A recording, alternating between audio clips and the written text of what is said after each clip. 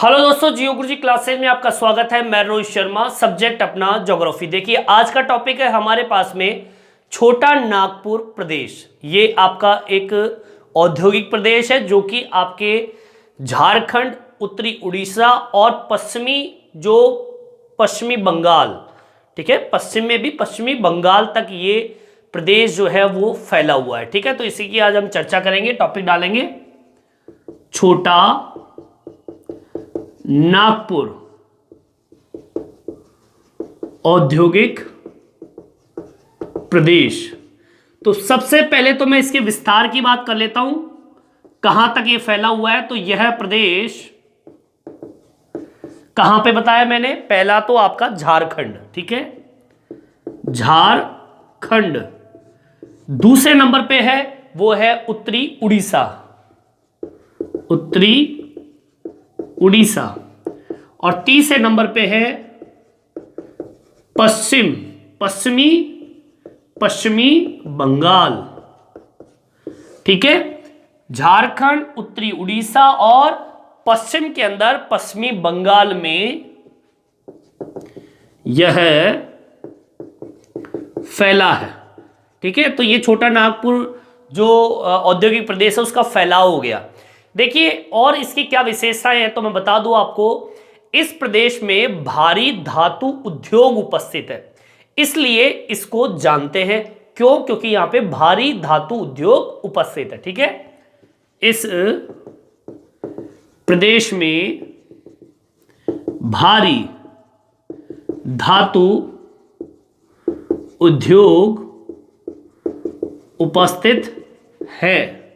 ठीक है, इसलिए इसको क्या करते हैं लोग, या क्षेत्र, देश, सब इसको जानते हैं।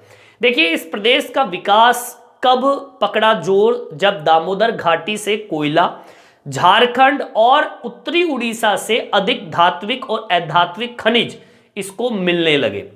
और इसके विकास का कारण भी यही है कि इसे आसानी से दामोदर घाटी कोयला क्षेत्र से तो कोयला मिल जाता है, और झारखंड और उत्तरी उड़ीसा से कोई सा भी धात्विक खनिज हो और अधात्विक खनिज हो वो आसानी से मिल जाता है। इसलिए इस औद्योगिक प्रदेश का धीरे धीरे विकास हुआ। ठीक है, लिखेंगे इस प्रदेश का विकास, ठीक है, इस प्रदेश का विकास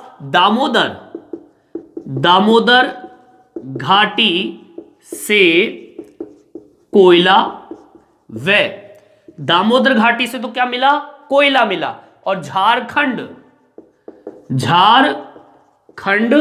व उत्तरी उड़ीसा से धात्विक व अधात्विक खनिज मिलने लगा। इस वजह से इस औद्योगिक क्षेत्र का क्या हुआ, विकास हुआ। ठीक है,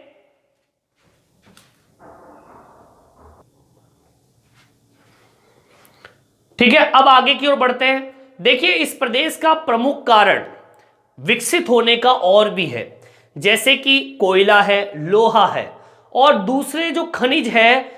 इन क्षेत्रों के निकट, मतलब जहां जहां पर कोयला निकलता है, लोहा निकलता है, या फिर कई दूसरे खनिज भी जो वहां उपस्थित है, उसके करीब यह औद्योगिक प्रदेश मौजूद है।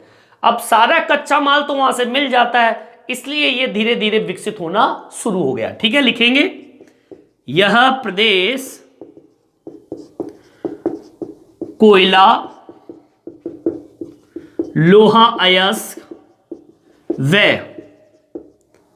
अनेक खनिज या खनिजों के क्षेत्रों के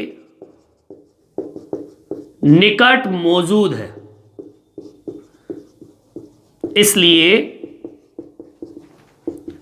इसका विकास आसानी से हुआ। ठीक है भाई, खनिजों के पास में अगर कोई औद्योगिक क्षेत्र उपस्थित होगा तो विकसित तो होगा ही। देखिए इस प्रदेश में 6 बड़े एकीकृत लोहा इस्पात संयंत्र जो कि जमशेदपुर में है, बनपुर में है, कुल्टी में है, दुर्गापुर में है, बोकारो में है और राउरकेला में स्थापित है। अब आपसे एक क्वेश्चन पूछा जा सकता है एग्जाम में कि भारत के प्रमुख लोहा इस्पात संयंत्र कहां कहां मौजूद है। तो जमशेदपुर, बर्नपुर, कुल्टी, दुर्गापुर, बोकारो और राउरकेला का नाम आपको बताना है। ठीक है, लिखेंगे अपन।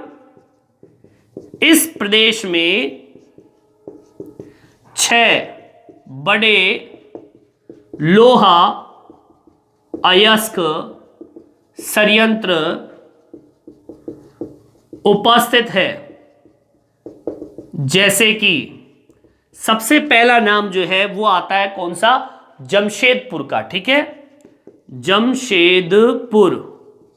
ठीक है, दूसरे नंबर पे जो आता है वो आता है बर्नपुर, बर्नपुर। तीसरे नंबर पे जो आता है वो आता है कुल्टी। चौथे नंबर पे आता है दुर्गापुर। पांचवें नंबर पे आता है कौन सा, बोकारो। और फिर छठे नंबर पे राउरकेला, बोकारो,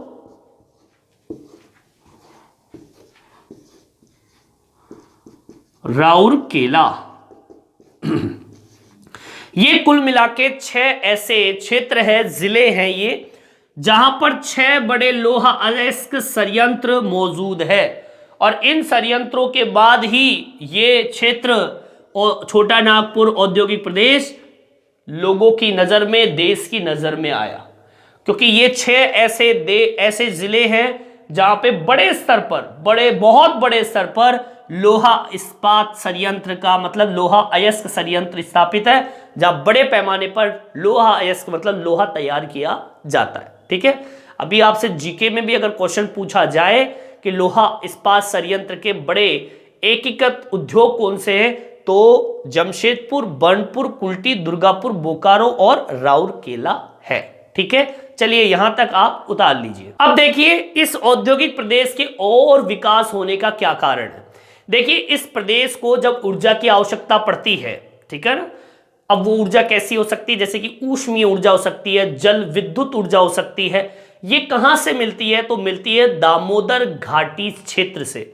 आसानी से इसको ऊष्मा भी मिल जाती है, ऊष्मीय, और जल विद्युत ऊर्जा भी मिल जाती है। ठीक है, लिखेंगे इस प्रदेश को ऊर्जा, ठीक है, ऊर्जा मतलब शक्ति, ठीक है, इस प्रदेश को ऊर्जा संसाधन जैसे ऊष्मीय व जल विद्युत ऊर्जा दामोदर घाटी परियोजना से